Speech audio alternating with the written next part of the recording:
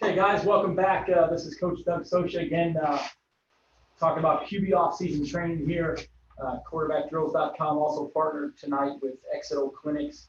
Looking forward to doing this. Just got off an hour of QB school. Had some coaches and quarterbacks from around the country doing that. That's our fourth year doing QB school. It's been an excellent resource and tool. It's been a lot of fun doing it.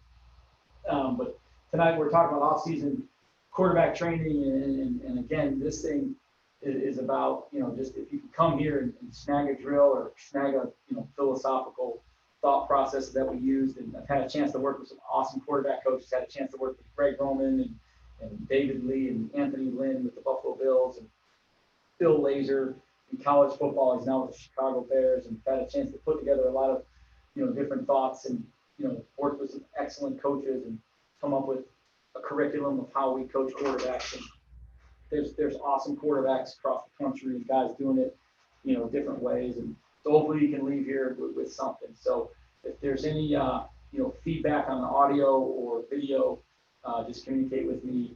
We're going to go here to a screen share in a second, and then we'll come back and we'll watch some drills.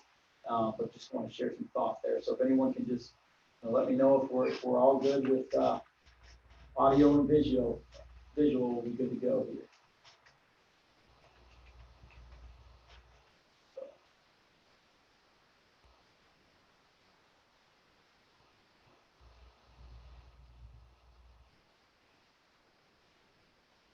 All right, guys, so I'm gonna switch this over here to a screen, and we're gonna get that going here. And again, obviously, it's QB off-season training. We'd like this one to be maybe a little bit more interactive. If guys want to, ask questions or whatever, I'll try and hopefully I can see those and we can chat and go on with it. But just gonna share some of my thoughts here and go through some things. Tonight we're going to talk about roles of QB coach, quarterback philosophy, off-season planning. We're going to go through some warm-up drills, QB drop drills, and throwing on the run. And maybe we're here for 30 minutes, 40 minutes, an hour. I don't know, but we'll get this thing going here. So just talking about your role as a coach. And again, I'm just trying to put some stuff here, for you guys, and just some of the things what I expect. I'm the head football coach at an NAIA school in South Florida, and at Kaiser University, and I coach the quarterback. So when I think about coaching quarterbacks, it's about how much can I develop this young quarterback, his football intelligence, his FBI, and because I want that guy to be an extension of our coaching staff. And I think right now we're in a position right now with our quarterback here at Kaiser. We're coming off a good season. We're undefeated in the regular season, went to the playoffs, and our quarterback was a big piece of that. And, I want him to be an extension of our coaching staff and really get him involved in our game planning and get him involved, obviously being a leader on our team. But that's got to be the role as the quarterback coach is how much can I develop this guy? He's got to be an extension. He's got to know the system. And I use it, the example in QB school. And I want our quarterback, I want him to know what the offensive line is doing with the tight ends, the receivers, the running back. And obviously he's got to know what he's doing. In certain circumstances, he's going to know more than our receivers coach, who may be only focused on the receivers. So set the standard high and allow no excuses. Absolutely no excuses for anything. We have a high standard. We try to reach that standard and continue to raise it and create a culture of work ethic that sets the standard on our team. And our quarterback's an excellent worker. It doesn't take much for me to get that guy going, but it's really set the standard of our work ethic on our team. But also as a quarterback coach, I got to understand I've got 4 or 5 guys in this room, and they all learn differently, and I've got to spend different time with different guys. And some learn on the film, some learn on the board, some learn during practice. Some I got to test them, I got to draw it up, I got to give them tip sheets, I got to keep quizzing them. But guys are going to learn differently, and I think what I as the coach and what you as the coach got to, what you have to determine how your players, what's their best way to learn. And then the other thing is you got to ask questions. You got to constantly ask questions. And we've all heard it. It's not what I know, it's what they know. And I think that's a big thing for us. Developing the mental process that we talked about this in QB school, and just how much goes in to being a quarterback. And just it's always about the mental process, and it's never ending. It never stops. You got these 40 seconds, and you got to do it 60 to 70 times per game, and it's all pre-snap. And if your no huddle is probably faster than that, you got to know everything that goes into being the quarterback, and running your offense. And I'll buzz through some of these, but just understanding, why is the coach calling this play? I have to see the signal come in. I have to communicate it. Why did we call that play? What's the tendency of the defense that I just watched the film all week on? What's the front? Who's the mic? Where are the safeties?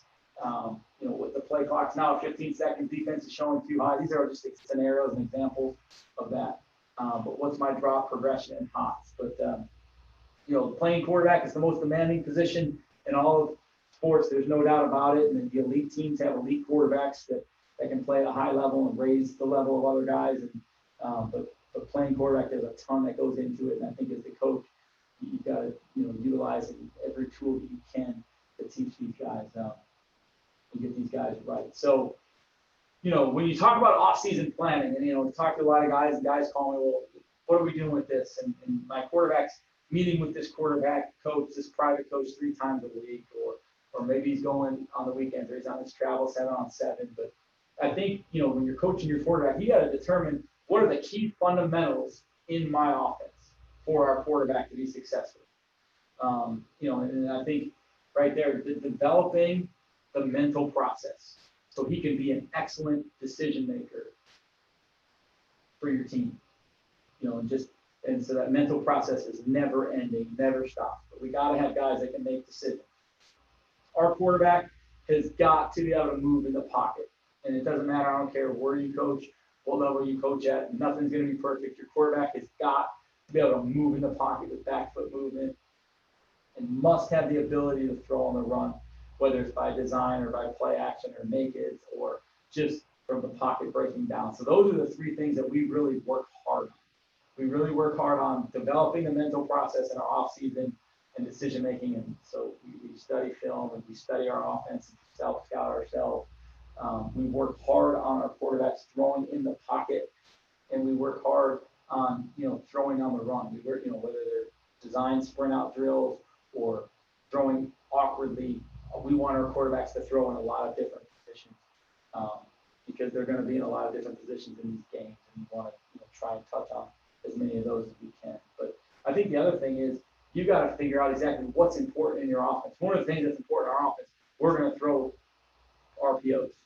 So the ability for our quarterback to throw really fast and have a quick release is huge. So we work hard on that, and it's obviously there's a God-given ability there too to that, because we've had some guys that we've worked out that are just longer with their motion, but they have big arms. It just doesn't work for us. So the guys we have right now that we focused on can really throw the football fast with quick releases, and as long as their mind's moving fast with processing what they're seeing, and that goes through all their preparation, then we're going to have a chance. But that's really, when you think about off-season planning, you got to think about what's important in our offense, and then as the quarterback coach, what's your philosophy on what you want to work on. We talk about practice and practice like it's a game, win every rep.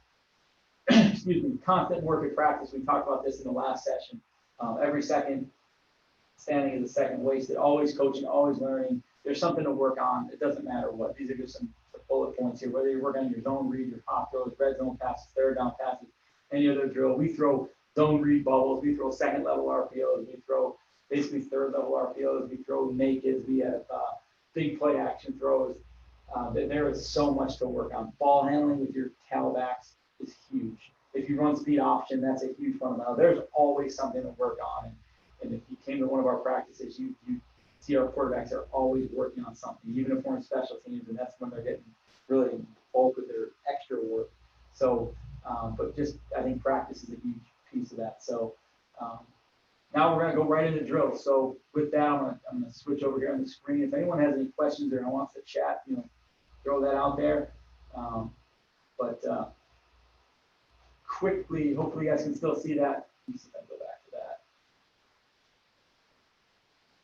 Just want to share this real quick. Okay, so next Sunday, March 1st, a week from today, 7 p.m., we're going to go through quarterback school session 1. That'll be a replay of what we did tonight. And then at 8 p.m., session 2, quarterback school. That'll be the next step in our quarterback school progression. And then this is for coaches. Next Sunday night at 9 o'clock, we're going to do a Black Ops X&O Clinics, Red Zone Clinic. That's a clinic that I put together for those guys. It's also on CoachTube. But you have an opportunity there to watch that thing live, and we'll talk about game planning in the red zone. So just wanted to show that real quick. So we'll just keep this thing moving here.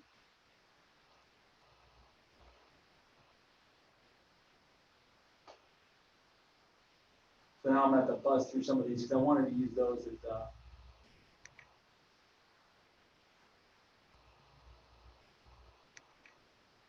sharing the screen. So again, we're going to walk through some drills here. And again, this is just talking about off-season training. And, this is just kind of the stuff that we're doing. And hopefully you guys have had a chance to get on the site, on the quarterbackdrills.com site. And I think it's an excellent site. It's a site that we put together back in 2012. And it went strong for a little while. And QB school started at 17, so it's our 4th year of QB school. And then the site went offline for like 6 months. And you guys have probably dealt with George Harvey. He's a young man who really runs the site and runs the social media, does an awesome job. But we're going to bring this site back stronger than ever, and with drills and different resources for you guys. And I told these guys when we partnered up with X&O Clinics that we're going to keep the price low, because we want this to be an awesome resource.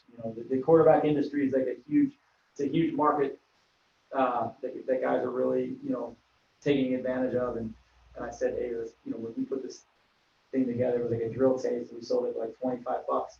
And now I think it's $24.95, and you get QB school, and X&O Clinics has another deal where if you sign up for their site, you can get this site for free. So if you're a coach, that's your best deal. But I think it's an awesome resource. Hopefully you guys are using it. If you're not, accept it as a total access user. Just hit those guys up, and George will get on that for you guys and make sure that you guys can get use of those drills and different resources that we're going to put on there. And there's college drill tapes on there and some things that we're going to continue to keep adding. And that site's going to be an awesome resource for you. So let's see where we're at here. So we're just going to let this thing run here. We love ladder drills. I love using the ladder. I love getting our quarterbacks using their feet. They're running through the line, with the football, talking about a steady carriage. It doesn't matter what foot pattern you're going through. One of the coaching points that I use is no matter what your feet are doing, your upper body stays the same. So you got a nice, steady upper, relaxed body. Upper body's nice and relaxed. The most intense thing in your upper body is going to be your grip. And it's going to be, that's the most intense thing. And you got a fingertip grip.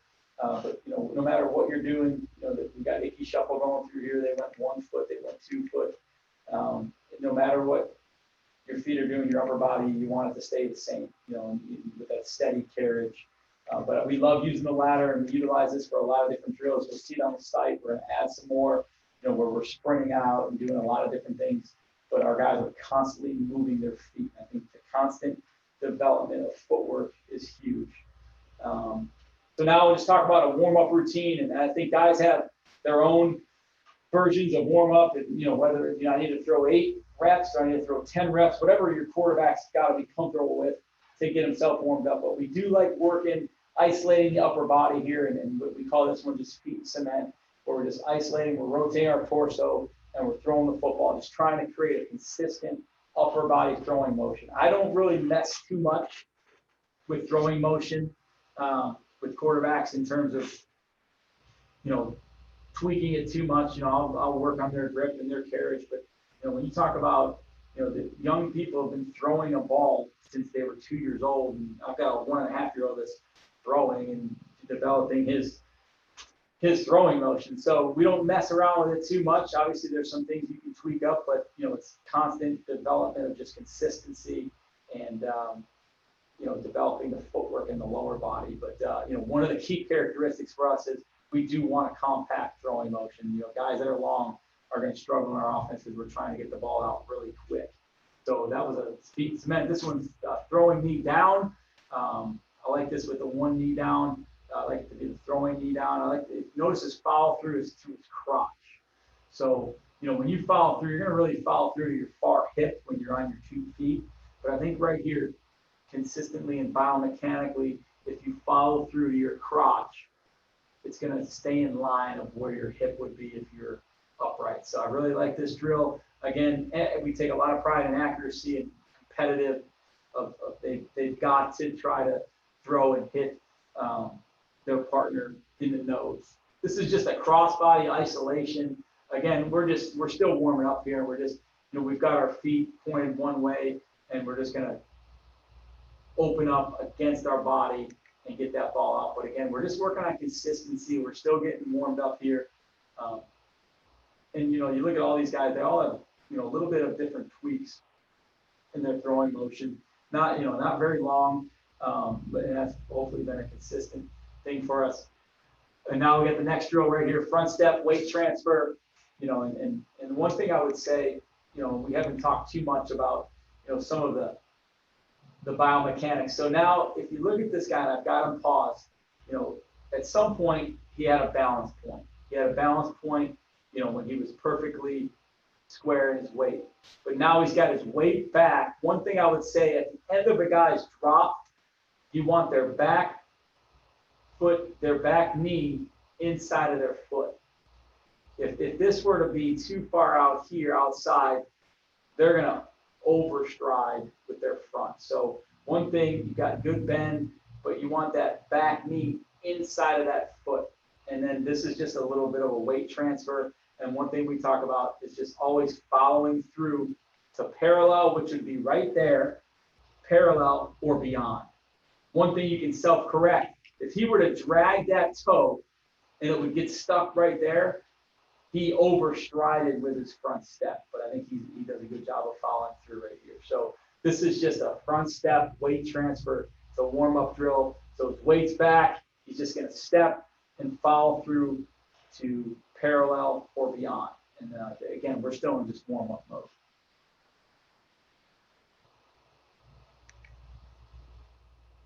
And again, warm-up mode, we talk about throwing in the pocket. We talk about, this back foot movement. I think that's a big piece of it. We're over-exaggerating because these agile bags are really high, but it's just constant movement, back foot movement, and that's just going to be able to set your platform. So we really like this drill. This is not too long ago in the offseason. Our kids are working here. We're just getting it off film, but they're just moving their feet. Still a warm-up drill, but it's just back foot movement, really over-exaggerating. And then if you really want to make it more realistic, you would get it done with some boards, which would be smaller. So now let's get to drop drills. And again, I want to make this interactive. So if guys have questions, you can shoot them our way. I don't know if guys have any chats or anything you guys want to ask. Kind of cut and dry with what we're doing. But if you have questions, definitely want to get them answered for you guys. Now we're into drops. And again, all these drills for the most part are on the site. So now we're talking about down the line drops. And this is just that never ending drop. So whether you're going to go from the sideline to the first hash, sideline to the far hash, sideline to sideline, just getting these guys moving. The one thing I would say is that if these guys are going to be all right-handed guys, there may be one lefty in here. What I do with these down the line drops is I want to train these young quarterbacks, if they're right-handers, to throw to their left. So I want this shoulder open like that, and that's going to force this back foot to 3 o'clock. So if this is 12 o'clock, and this is 3 o'clock, and that's 6 o'clock, and that's 9 o'clock, because the clock is obviously he's in the middle of it. Opening his shoulder will, it's going to open that hip, and now his back foot can be pointed at 3 o'clock. It's when the guys their feet are pointed at 5 or 5:30 or 6 o'clock. They're just turning and running. It's not a really good quarterback drop there. So this is just down the line drops here. Let's see here.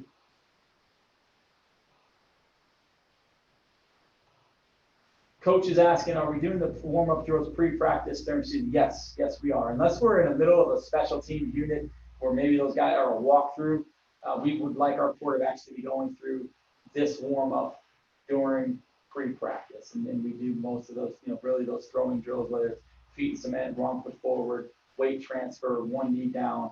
But we're doing those, quarterbacks are doing those on their own in that routine during pre-practice. So I'm just trying to answer a question there for Coach. So these are just down the line drops. Again, this will be a lefty. So now he wants that back foot at 9 o'clock, like he's throwing to his right. So really, again, that's the coaching point with these down the line drops, is throw to their non-dominant side. So now we've got down the line drops with back pedal and over. So the one thing about this drill, it goes back to what I had said earlier. It's just whatever your feet are doing, your upper body stays the same. So if we go back there a little bit, no matter what my feet are doing, my upper body stays the same because I want to minimize movement on my upper body. The most intense thing on my upper body is my grip. Everything else is nice and relaxed. I've got my carriage position and I've got it in my A-frame, what we talk about, and you can see that on the site. So now we've got a drop and settle. This is just being comfortable in the pocket, just dropping and settling. I often tell these guys, hey, you want to drop and you want to settle like you're a luxury vehicle, like you're a Mercedes or you're a high-end car. You don't want to drop and settle like you're in a Toyota Corolla or you're in my car, which is like a Chevy Malibu or something like that. But you want to be able to drop and settle like you're in a luxury car, and you're just settling in the pocket. So rapid fire throws here.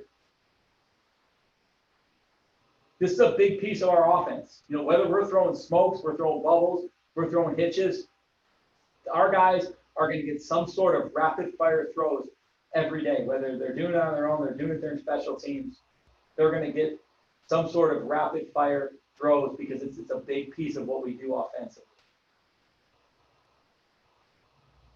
Okay, drops with variations now. I think this is going to be a drop. I'm going to settle them. So now we'll just take a look at this. I don't have audio on here. So as the coach, you're going to give them some different commands. You're going to drop, you're going to settle them, and then you're going to move them in the pocket. So now we're working on a bunch of different skills that are really important to us. We're working on our drop, we're working on settling in the pocket, working on that back foot movement, and then you can even work on some sprint out with that. But at some point, you can work on hitching right there. At some point during this drill, if you really move them, they're going to have to train tired. And I think that's key when you're training quarterbacks, is that your quarterbacks have got to train tired. And because you got to make sure these guys are focusing on their fundamentals. And here they're throwing to a stationary target, but you can certainly have a moving target with that. Coach is asking in our rapid fire, are they throwing without late laces? Yes, they are. If they get the laces, that's great. If they don't, they don't. But we certainly, when we're throwing smokes or bubbles or hitches, we're not going to always get the laces there. So appreciate it. So again, we're still working drops with variations in the pocket there. Let's see what we've got here. And then you're just going to work on all your drops. This is a big thing for us. So, we want our quarterbacks, for the most part, this is our starter right here. He's basically in a balanced, squared up stance. And now if we're throwing to our right, we're throwing quick aim, we've thrown the rapid fire. So we're throwing the hitch, we're beating a space with timing. We're throwing a smoke, we're throwing a bubble without the laces, and we're just getting the ball out. Now, this might be wide stick. This might be slant arrow. This might be another quick aim concept where our quarterbacks have to read. So we call this rocker step. And now, the one thing I would tell you, the key thing here is if you're watching this, or as you're watching it, as he rocks back, watch his front foot. I want to see if I can pause it. The big thing here is that his front foot came with him. If his front foot didn't come with him and stayed here, he would step and overstride, and you'd see his back foot drag.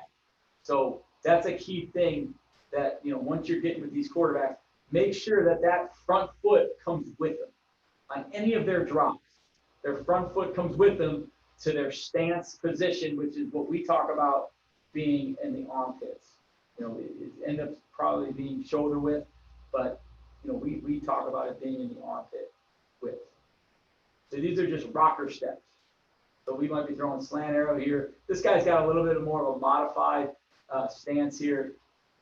He's using a pedal rocker here, so now he's just going to pedal out, Now he's in his platform position. His front foot came with him. Now he can finish through. And again, our guys are throwing these every day, and they're getting these 3 or 4 times a week right now in the offseason because it's a big piece of our offense. You know, this is going to be a pedal rocker 3 and plant. This is a big thing in our offense where we're throwing skinny posts or speed outs or just something really, you know, really quick with a timing route. But, you know, we had rapid fire throws. We had rocker step, pedal rocker, 3 and plant. Now here's 3 and hitch.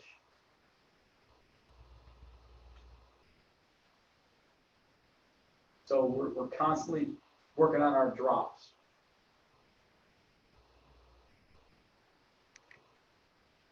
Okay, a couple more things here, and then we get some Q&A, and then I think that'll wrap it up for tonight. But I definitely appreciate you guys being here. Again, hopefully you guys are checking this site out, quarterbackdrills.com. You know, if you're not a member, just put a chat into George or an email, and he'll get you set up if you have an account that you've signed up for.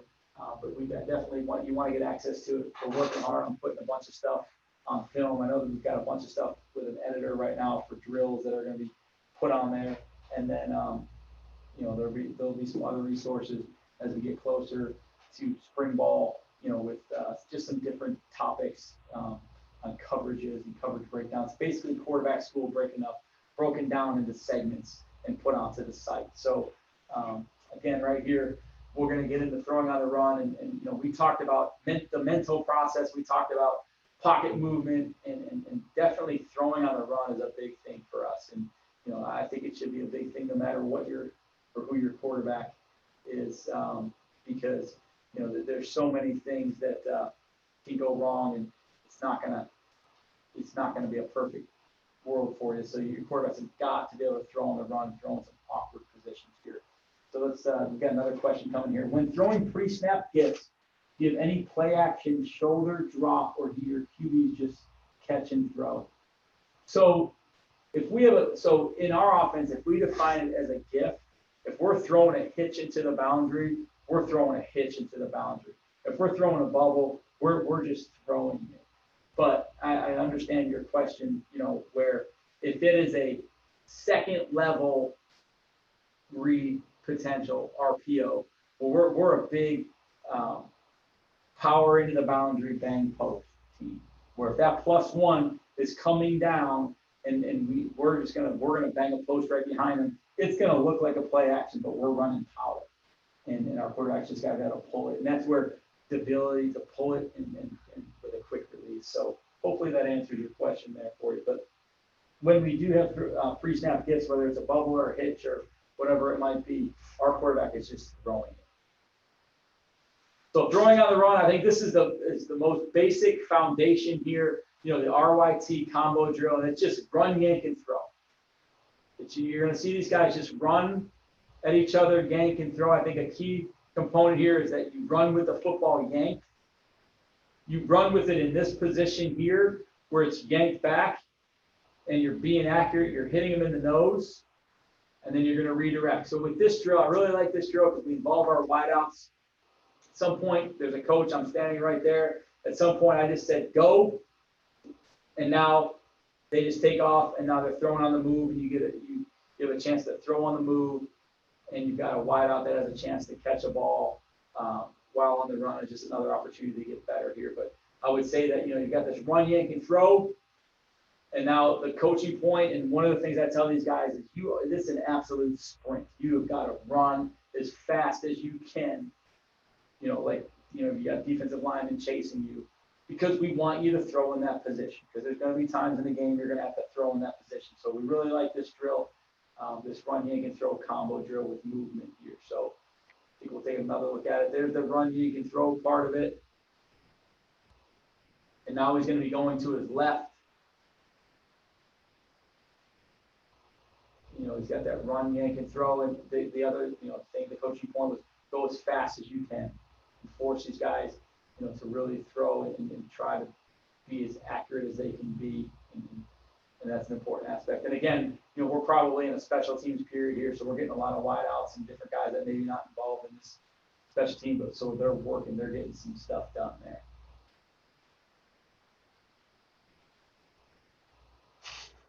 So I really like these throwing on the run, and you can get as creative as you want with these drills. And I think there's a number of ways to do it, and there's a number of different drills. So I just have a couple on here, but there's a bunch on the site. So here's another one, probably with I think it's me as the coach just simulating. Now we're just working a backside escape. So he's working a drop, and he's got pressure. That's pressure from the inside. Now it's just a backside escape, and now it's just a run, yank, and a throw, and throw into a moving target. There's another quarterback. So just another drill there. So hopefully you guys, enjoyed tonight. QB school was good. I think it's going to get better next week when we've got more substance, and we're going to watch some more film and get in some coverage and some pre-snap briefs. But we had to build the foundation tonight. Hopefully this off-season training schedule for you guys and drills and different things. It's just kind of a taste of what we're doing. Would like to do this a little bit more often. I'm not sure if we're going to get into it next week, but if you follow us on YouTube, I think you just go onto our YouTube channel and you subscribe.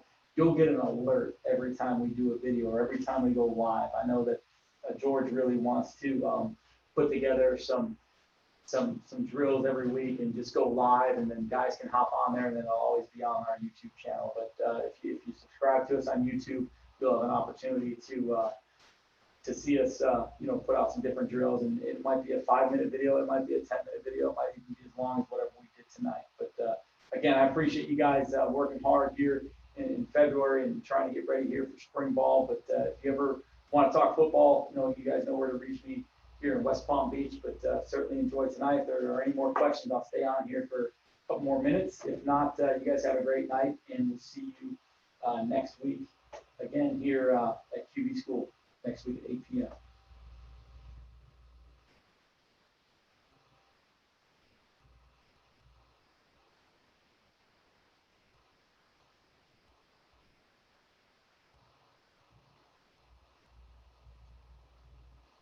So one of the coaches, hopefully you're still on here, Coach. How much time do you spend doing each drill? Typically, obviously you just got to manage your time. You see some of these drills that we're doing, whether it's a warm-up drill, it's probably 8 to 10 reps throws per drill just to get these guys warmed up. Some guys might require a little bit more, but when we get into some of these pocket movement and variations, it's probably 3 minutes. It's depending on how many guys I have in my group. If I have 4 or 5 guys, it's probably 3 minutes of a drill, maybe 2.5 minutes, and just trying to go as fast as we can, but with good quality with that, because I'm trying to get a lot of variety and variations of things that apply to our offense. So again, hopefully that answers your question with that. So if there are any more questions, you can shoot them our way. If not, hopefully we'll see you guys again next week.